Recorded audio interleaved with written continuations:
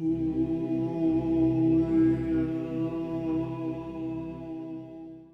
there's an interesting thing going on right now at Pianbook, and that's a project that they have called Winter Voices. What it aims to accomplish is to take 300 different strangers' voices and make them into a long evolving vocal instrument, choir-esque, kind of tundra-like in terms of sound texture. And in order to do that, well, they need 300 different voices, probably across a range of different keys. So, the call went out to try to make vocal samples that 7 to 10 seconds long evolve over time. One of the things that they did specify was to kind of not make it a dry or standard vocal sample, and they kind of allowed all sorts of weird stuff. You could put it through a different material, you could put it through a piece of tubing to try to make it a little more unique, and then also throw effects. They don't necessarily want it to be completely dry. And that got me thinking, well, I have to sample this piano, and I did it for Pianbook. It's already mic'd up already. Why not use it to my advantage? So that got me thinking, one of the weird parts about this piano, especially when it's fully open, is it's pretty reverby. I mean, you could probably hear, as I'm talking right now, my voice reverbing through this piano. And I decided, well, why not make this into part of the vocal sample itself?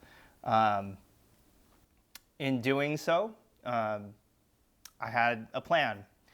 First order of business was to make sure that I could actually get this thing to reverb as much as possible to collect a little more subtlety about my voice or whatever is left of it as I try to make this sample.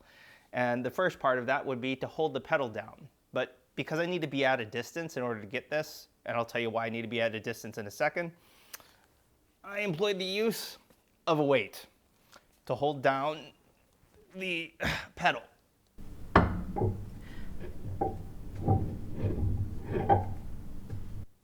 All right, 15-pound weight, holding down the sustain pedal. Second order of business is to get the sound into the piano somehow. Now, I could stick my head down into the soundboard, but that would be kind of awkward and a little hard to perform. But I kind of took the idea of using multiple mediums to get my voice into the soundboard and then up through the mics. And so what I'm going to do is employ the use of a cardboard tube.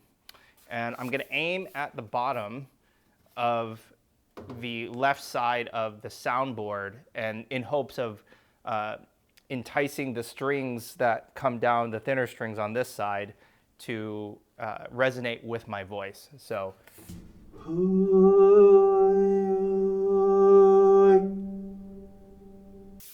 hopefully you can get a sense of the resonance that is coming through on this side, and a little bit of the medium that it has to pass through the keys and the key bed to get up there. And that's kind of be the way I'm going to try to record my samples for Winter Voices. So the added advantage of actually sitting next to the piano while I'm sampling is the ability to actually use the keys here to sample what I need to sing my pitch at in order to get the vocal sample to be roughly in tune. Now, I'm looking at the list of notes that that are supposed to be hit here. I think I can only hit 2 of them. I think it's like a G0 and an E2. The rest I can't really stay in tune or can't effectively hit. So I'm going to try to record those 2, and we will see what happens. So let's see. So G0 is here.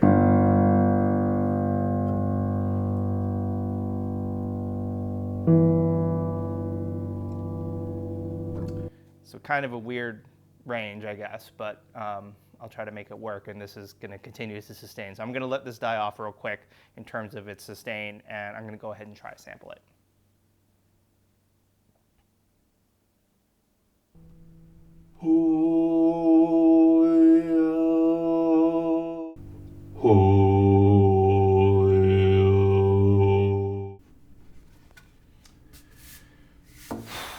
All right, now let's go back up to the studio and see what we came up with.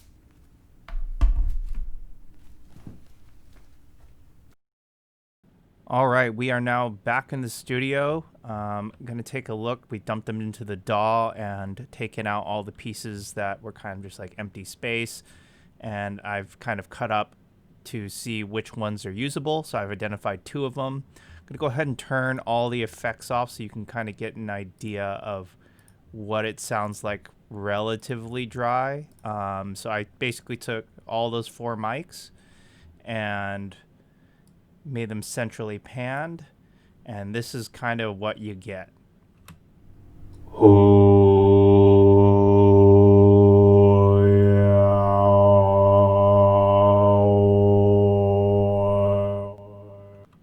So, not the most exciting, but we do have some interesting properties that we can take. There's a little bit of that resonance that we can kind of play with, add a few ones that have delay in it because one was one was left and right panned. You can see the CO2s here were left and right panned. So I'm going to go ahead and start kind of adding things onto it. So I'm going to let this play. Sorry for the droning here. And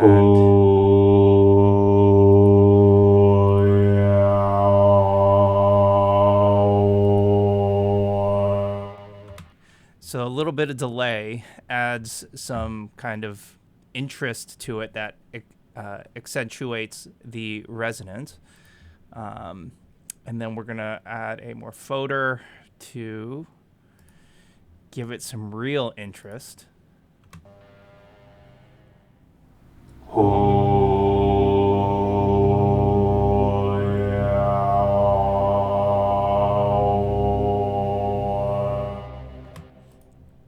Now that's pretty good. Now we're going to throw reverb, a little bit of bit crusher, and a little bit of EQ on the end of it.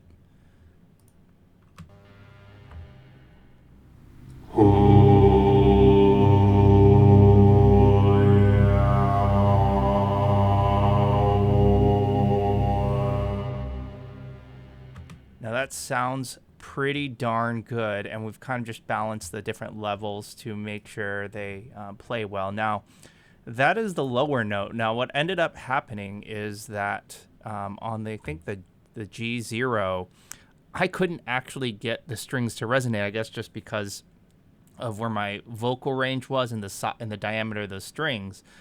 But on this other one, it did it significantly better. So why don't we go over here and take a look at what this one did, which I think was E2.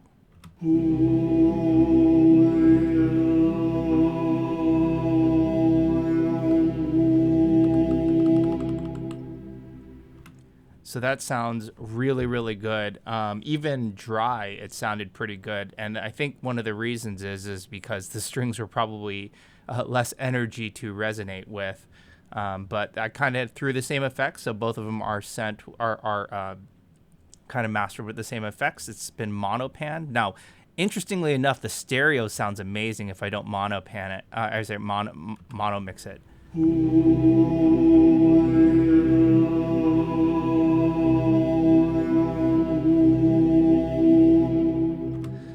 But we have to do it mono. So, that's kind of how we have to roll for this particular exercise.